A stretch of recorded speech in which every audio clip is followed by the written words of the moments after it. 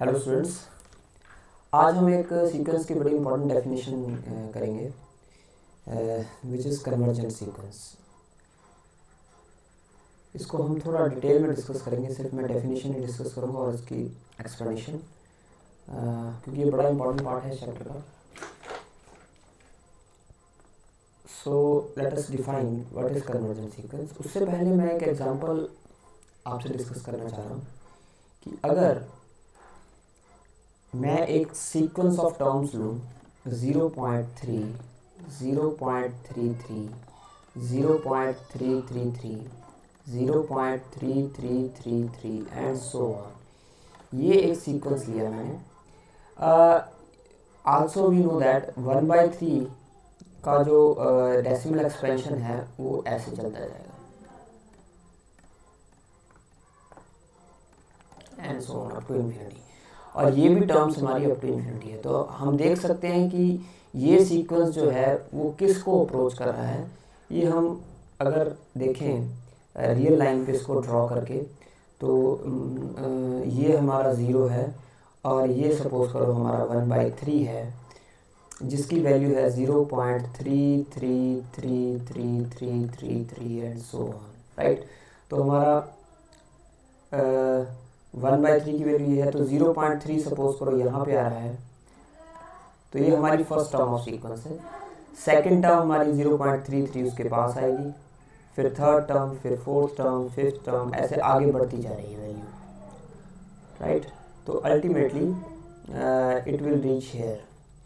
ये first term मान लो 0.33, वैसे तो ये बहुत क्लोज है, अभी मैंने थोड़ा दूर प्लॉट किया है क्योंकि आप देख सकते हैं कि ये 3.3333 है और ये 0.3 है, तो they are very close to each other.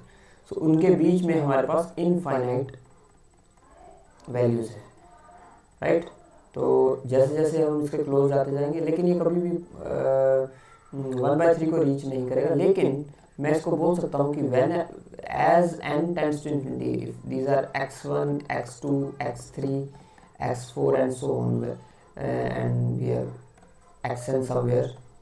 So as n tends to infinity, this sequence will be closed to 1/3. So यहाँ से हम एक नया आइडिया आ रहा है कि उसको हम बोलते हैं some new function which such that the values will be close to some real number, right? Or we can say the value of sequence will reach to this real number. तो इस idea से हम इस idea को move करते हुए हम एक डेफिनेशन पे डिस्कस करेंगे first, so which is called convergent sequence. Convergent sequence में इसकी डेफिनेशन हम कैसे, अब इस आइडिया को हम दिमाग में रखते हुए हम कन्वर्जेंट सीक्वेंस की डेफिनेशन लिखते हैं। A real sequence xn is said to converge to a real number L if for each given epsilon greater than 0, however small, there exists n, capital N, belongs to natural number such that xn minus L is less than epsilon, such that for each n belongs to for each n greater than equal to n, xn minus L is less than epsilon. So this is our definition of convergent sequence. हम इसको समझते हैं कि इसका मतलब क्या है। So यहाँ पे एक बार इसको दोबारा रीड करते हैं, क्या है।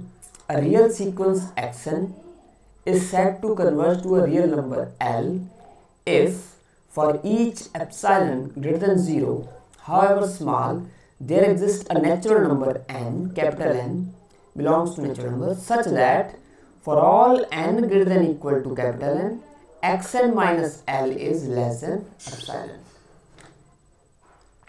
राइट। तो इसको थोड़ा हम समझते हैं और डिटेल में कि है क्या।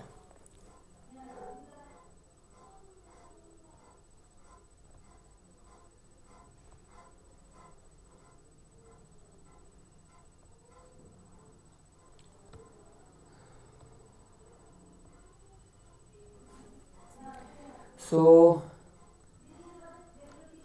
अभी है हमारे पास a real sequence xn is set to converge to real number l if for each, यहाँ पे एप्सिलॉन कोई गिवन नंबर है, फॉर ईच गिवन एप्सिलॉन, यहाँ पे हम एक वर्ड और यूज कर लेते हैं, for each given epsilon greater than 0 however small there exist a natural number such that for all n greater than, उससे बड़े n के लिए ये वैल्यू होल्ड करेगी।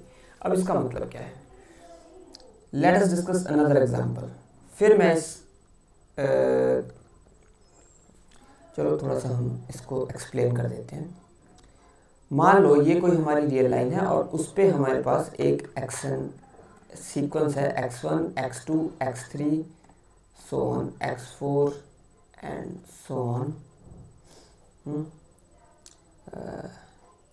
x5 okay. इसको मैं अदर वे से ड्रॉ करता हूँ, इसमें आपको पता नहीं चलेगा। अब इसको अगर मैं थोड़ा सा ओपन करूँ तो इसका मतलब है xn lies between l minus epsilon l plus epsilon, xn for all n greater than equal to some natural number n. So l xn lies between l minus epsilon, इस मॉडुलस को अगर मैं open करूँगा तो ये आएगा कि xn जो है वो l माइनस एप्सिलॉन और l प्लस एप्सिलॉन के बीच में रह रहा है। कौन से xn? For n greater than equal to l। अब अगर मैं इसको ज्योमेट्रिकली थोड़ा ड्रॉ करूं तो इसका मतलब है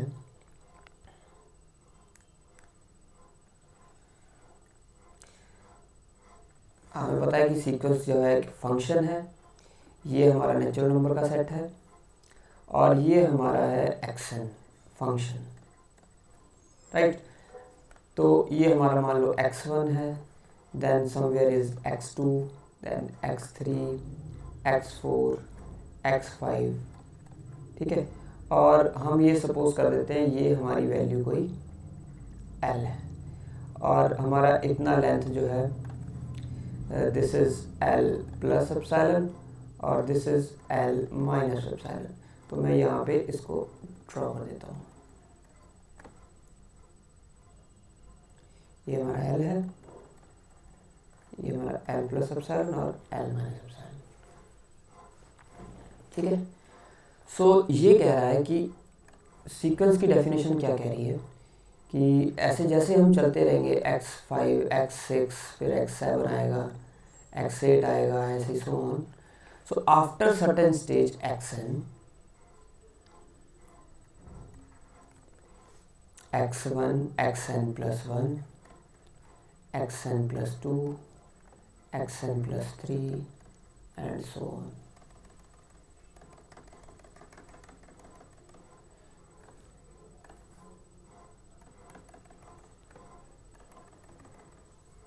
ठीक है, ये कह रहा है कि एक स्टेज के बाद आफ्टर सर्टेन स्टेज जितने भी एक्शन हैं वो l माइनस एप्सिलॉन और l प्लस एप्सिलॉन के बीच आ जाएंगे। कौन सी stage? For n greater than equal to capital N।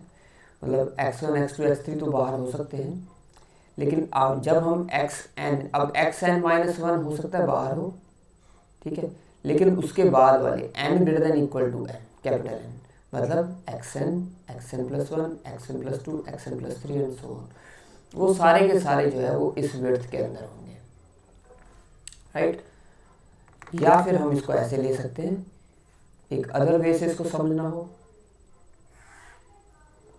अगर मैं ये एक सीक्वेंस बात कर रहा हूँ कि ये हमारा x1 है, then somewhere is x2, then x3, then x4, then x5, so on, then xn minus 1,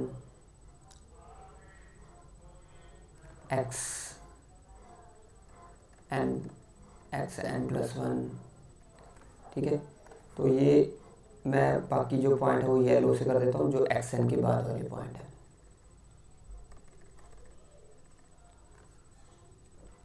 right, सो इसमें क्या कर रहे हैं कि after certain stage for n greater than equal to n, ये x1 है, ये x2 है, x3, x4, x1 and so on, ऐसे चलता जाएगा। फिर xn+1 आएगा और देन उसके बाद xn आएगा, देन xn+1, xn+2, राइट। वो सारी वैल्यूज जो है after certain stage xn will be close to l। एक स्टेज के बाद जितनी भी टर्म्स होंगी that will be very close to l। For example, इसके बाद मैं आपको एक एग्जांपल यहाँ पे डिस्कस करना चाहूँगा। दो वे से हमने यहाँ पे डिस्कस कर लिया, बड़ी सिंपल सी एग्जांपल मैं पिक कर रहा हूँ। ये सीक्वेंस जो है 1/n हमें पता लग रहा है when n tends to infinity this will converge to 0, ठीक है, दिस विल अप्रोच टू 0। तो अब हमें आइडिया हो रहा है कि ये 0 को अप्रोच कर रहा है। तो अब हमने इसको लिखना हो रियल लाइन पे, दिस इज l। अगर मैंने इसको रियल लाइन पे ड्रॉ करना हो तो ये मान लो हमारा पॉइंट है 0 और ये मैंने दूर सा लिख दिया 1, ठीक है। तो जब मैं n को 1 पुट करूंगा तो फंक्शन की वैल्यू 1 आ जाएगी, n को 2 पुट करूंगा तो 1/2, n को 3 पुट करूंगा 1/3, then 1/4, then 1/5, then 1/6, 1/7, 1/8, 1/9, 1/10 और ऐसे ऐसे क्लोज होता जाएगा और यहाँ पे ऑलमोस्ट ये बहुत रश हो जाएगा, ठीक है। सो ये हमारा सीक्वेंस है।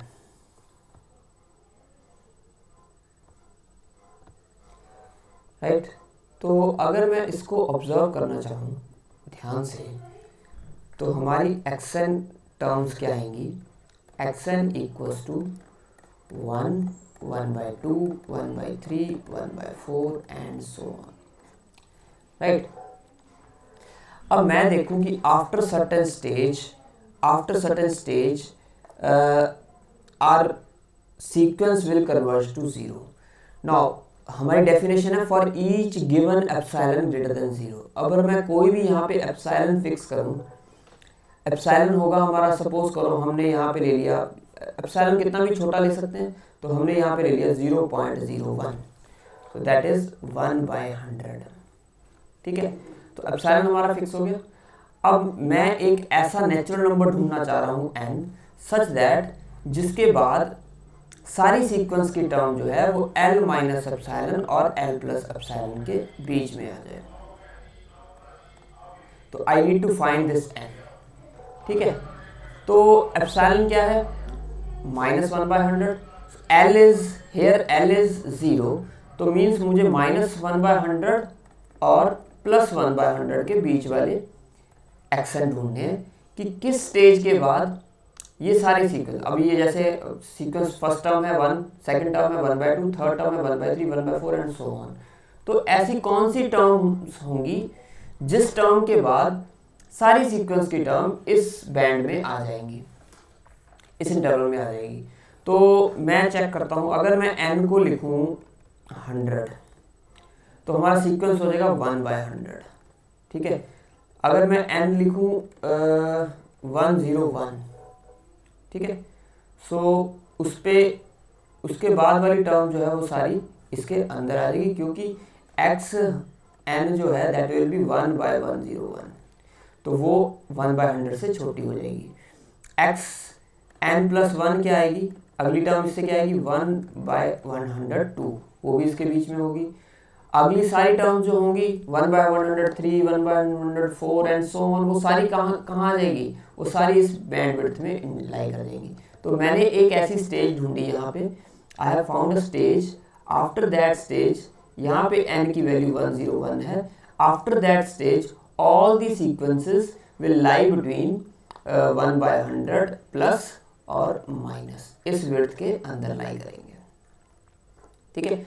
So I need to find that stage. अगर हम ऐसी स्टेज ढूंढने में कामयाब हो गए तब हम बोलेंगे कि that sequence is convergent, right. तो अब जैसे कि हमने यहाँ पे ढूंढ लिया n is equal to 101. So in our case, if epsilon is बाकी मैं हटा देता हूँ. So if epsilon is 0.01 for given epsilon, we found a natural number n which is 101, ठीक है, such that xn minus 0 is less than epsilon for all n greater than equal to capital N. ठीक है, इस n के अगली वाली जितनी भी टर्म्स होंगी वो सारी की सारी जो है वो इस विड्थ में लाई करेगी, इस विड्थ में लाई करेगी. ठीक है. सो n इज नथिंग, जो भी हम फाइंड आउट कर रहे हैं, this n is nothing but it is a stage. It is a stage after which all xn will be close to L. All xn after that n greater than equal to n, capital N. मतलब xn, xn plus 1, xn plus 2 all will lie between L minus epsilon to L plus epsilon. So ये एक important part है इस definition का, इसको समझना बड़ा important है. So यहाँ पे एक बार हम इस definition को दोबारा read करते हैं कि ये क्या लिखा है. A real sequence xn is said to converge to a real number L if for each given epsilon greater than 0, however small, कितना मर्जी छोटा ले लें, there exists a natural number n such that for all n greater than equal to that natural number, sequence की all terms will lie in this interval L minus epsilon to L plus epsilon, or xn minus L is less than epsilon. और इसको लिख सकते हैं, और for each n greater than equal to n, L minus epsilon is less than xn is less than n. This both the terms are equivalent. ये एक ही बात है, चाहे मैं इसको मॉड की फॉर्म में लिख दूँ, चाहे मैं इसको इंटरवल की फॉर्म में लिख दूँ, ये this is one and same thing, right. So ये हमने मॉडुलस में ऑलरेडी पढ़ भी लिया है, तो आपको इसमें कोई कन्फ्यूजन नहीं होनी चाहिए. सो तब हम बोलेंगे कि सीक्वेंस जो है वो कन्वर्जेंट सीक्वेंस है. तो मैं चाहूँगा कि आप इस पे थोड़ा सा इस पे थोड़ा वर्कआउट करें, इस पे थोड़ा अपनी थॉट प्रोसेस दौड़ाएं, इस पे घोड़े, अपने दिमागी घोड़े, और इसको थोड़ा समझने की कोशिश करें, इसको समझे अच्छी तरह से कि ये अभी हमने क्या डिस्कस किया. अगर ये डेफिनेशन आपको क्लियर होती है जो भी हमने यहाँ पर डिस्कस किया, with I have taken one example, then I have explained in 2 different geometrical way, right. So इसको आप समझें, इसको 2-3 बार देखें, and then we will proceed further. अगर मुझे लगा कि आपको ये क्लियर होगा, then we will move further. आज के लिए इतना ही. Thank you so much.